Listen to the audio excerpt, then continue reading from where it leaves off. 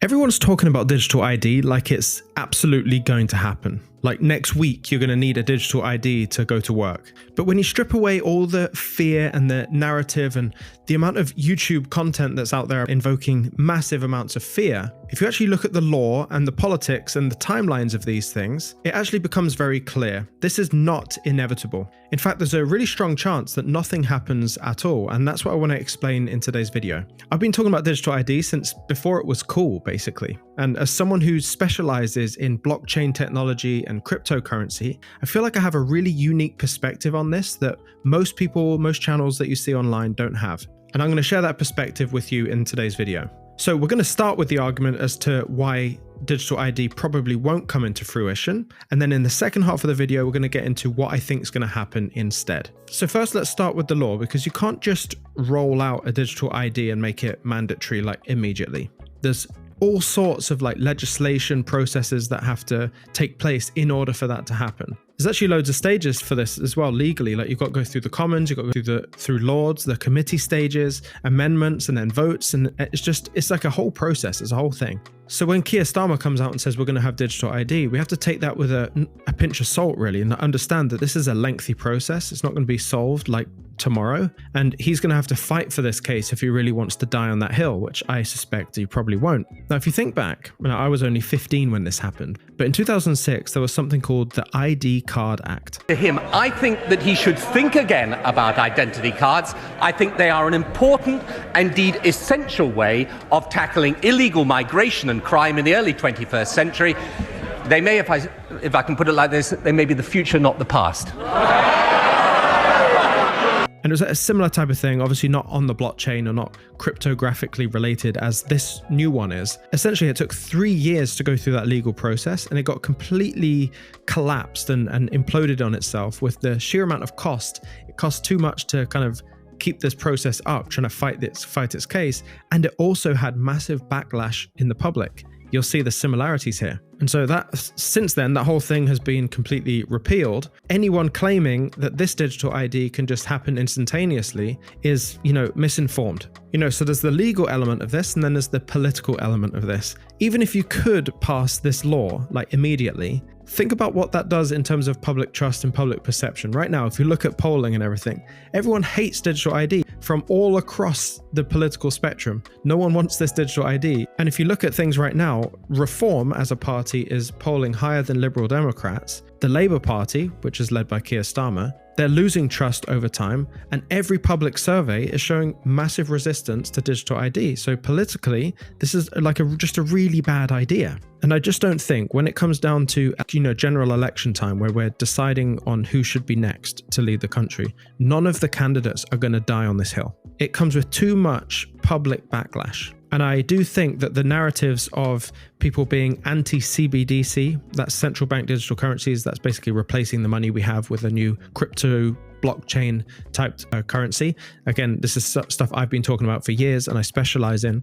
I think increasingly as a result of this, more parties are going to be anti-CBDC and anti-programmable money, which we're going to get into in a second. Politically, we just have to understand that the system itself has these breakpoints put in deliberately to slow down bad ideas. And I think that's just what this is. So beyond law and beyond politics, there is also this other massive bottleneck to this whole thing happening, and that is the actual technological implementation. Because I follow companies in the blockchain space and I understand kind of how long these things can take, implementation of blockchain technology takes years. And it takes years because you have to have the entity involved, let's say a government, they have to trial it, they have to test it, they have to pilot it, they have to slowly increase its scale to see how it holds up. Basically, it's a new technology, and these governments and financial institutions are just slow to move. They don't want high risk situations, right? They want to have low risk situations. They test things like crazy until it's completely certain that it will hold up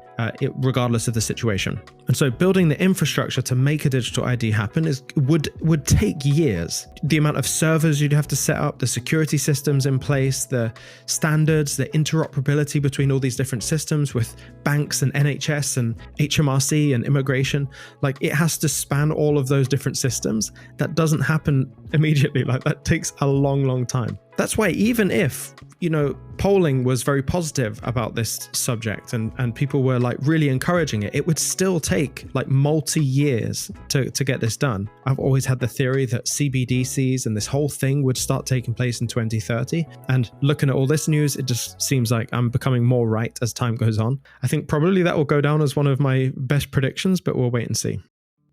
And I just think this is something that you can't do quietly. Like, this has to be a big thing and it has to have support. It has to go through the whole legal process. It's just everything's mounting on top of that. And for me, that adds to the argument that this inevitably just won't happen in the end.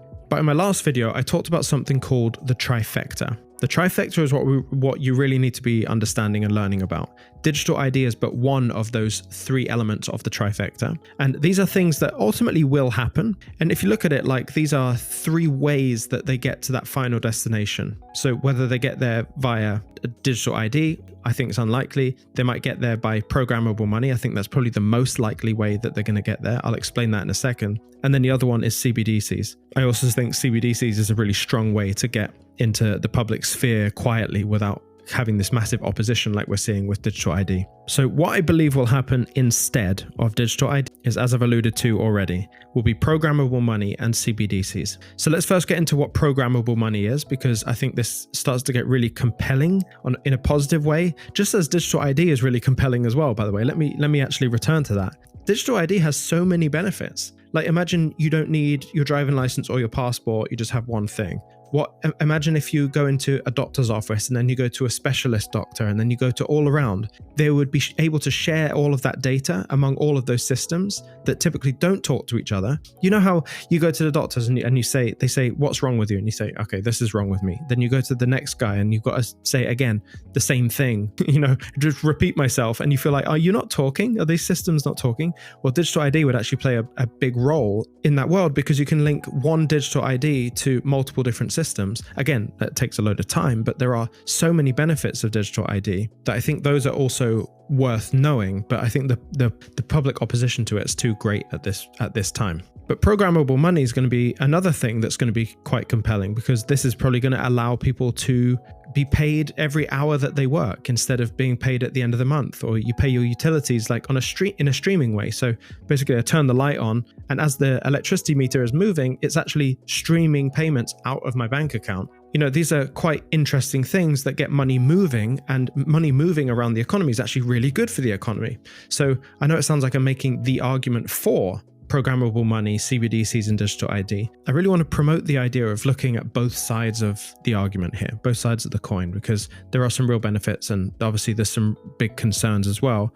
But the concerns are having a louder voice right now than the actual benefits. And I think if you want to make a rational choice, a rational opinion, you've got to see both sides. The problem is, I don't think the way Keir Starmer is promoting digital ID, taking it from the immigration standpoint, is effective at all. I think that has caused way more confusion and frustration and anger, and is playing a role in how poorly this is polling. He could approach this from a completely different angle about how, the NHS would speed up and things like that, and that'd be way more likely to be received well. But I don't know why he's come from the immigration side. Programmable money is essentially automated money. So one of the benefits of programmable money would be something as important as, when somebody dies and their will needs to come into action.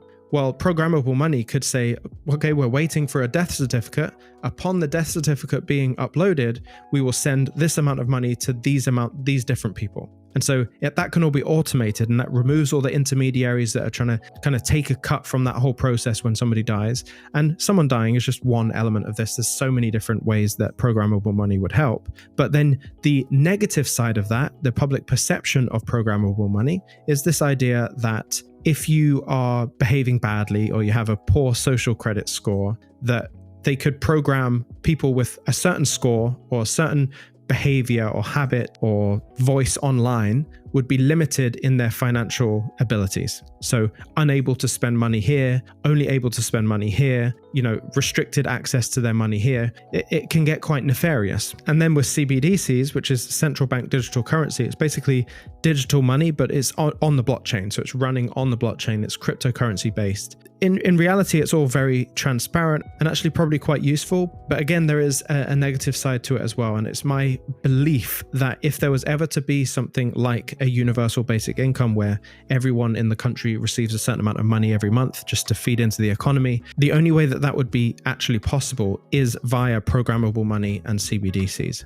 And this is a real double-edged sword. And something I really want to bring up in this video is that there is an opportunity here. Try not to look at this as something that's like fear-mongering or scary, or you should completely oppose crypto and blockchain because of all of this, or even completely oppose digital ID and CBDCs and programmable money, because what we have here is a clear shift. Things will happen like this. 2 elements, 3 elements of that trifecta will take place in the end. So what can we do about it? Well, we can sit and be the victim. This is just purely my thoughts. You can sit and be the victim, or you can participate in the opportunity. And there is an opportunity here. The opportunity is in understanding crypto and blockchain. And if you can understand how it all works, I know it might feel like a big hurdle for you. If you can understand how it works, you can see the chess pieces moving before they've gone. You can look 3 steps ahead. And if you can look 3 steps ahead, you can position your money where there is likely to be the most amount of growth.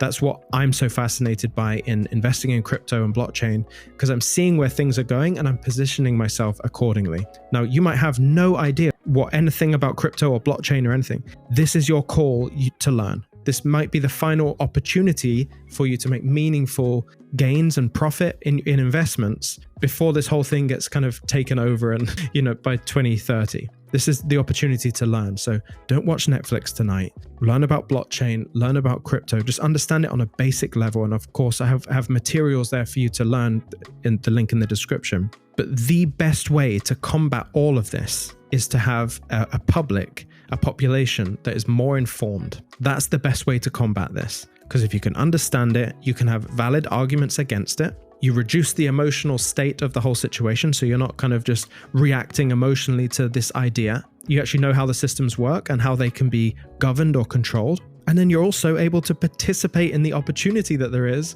for growing an investment. And I think that's just a great combination. It all comes from having a sufficient amount of knowledge about how these systems work. Seems to me that you are the type of person who actually does want to understand how this whole system works and actually take benefit from this whole move instead of emotionally reacting to news. And that's exactly why I created Blockflow. It's got multiple courses teaching you everything you need to know about the basics of crypto and blockchain, all the way through to some of the advanced stuff and actually how to make profit and take profit in this crypto world. But we also have support for you, community as well of like-minded people, and live coaching every week. And it's become a place where investors can just go, set up a plan, a strategy, think rationally and logically about where everything's moving, position their assets accordingly, and be part of this ride not as a victim, but as someone participating in the growth of a space. And I think that's a lot more positive of a way to look at it. You can explore all of it right now. You just go to lewisjacksonventures.com or click the link in the description. I'd absolutely love to know about what you think about digital IDs, so please leave me a comment in the description. I'm going to read them all and I'll reply to as many of them as possible.